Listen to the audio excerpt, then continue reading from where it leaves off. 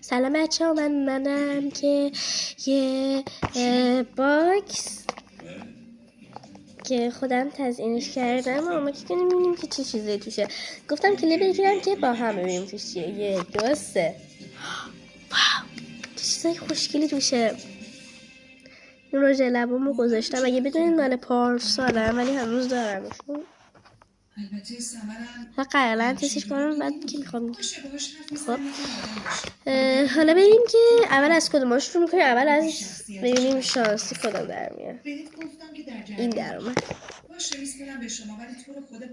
خیلی خوب احساس میکنم ولی رنگش یکم پررنگ و جیغه.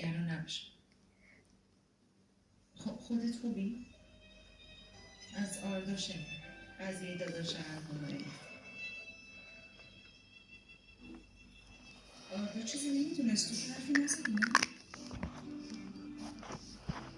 سنم آبجی چی میدونستم شما همچین بازی را انداختی؟ الان برای همین عصبانی بود؟ خب به آردا گفتم قشنگ رنگش ولی زیاد هندیه. بهش از 10 7 میدم. 7 از 5 میدم چون نصف نصف بشه دیگه. خب بیفر بعدی که باز اونم شانسی انتخاب میکنم.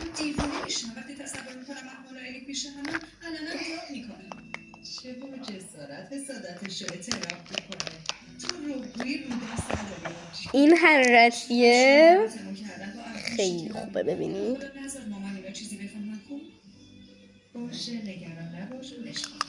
حرارتیه این که الان رنگ نمیده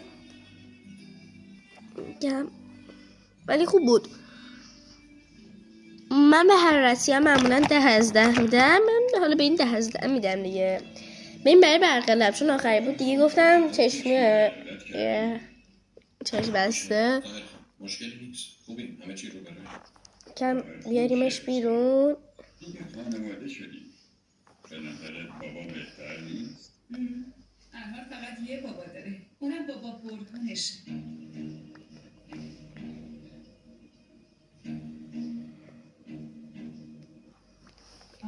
خب تونستی پوشه استراتژی تبلیغات رو ببینی؟ فرصت حرف نشد فرستادن ولی نگاه نکردم. تقریبا خیلی خوشگله. خیلی خوشگله. از چیزایی بهتر حرف بزنیم. 10 از 10 میدم. پاکش بکنم. پیش بین رنگ پاک شده شو. ببین چه خوشگل رنگ پاک شده است بناش. خب دیگه من باید برم چون ویدیو داره دیگه تموم میشه.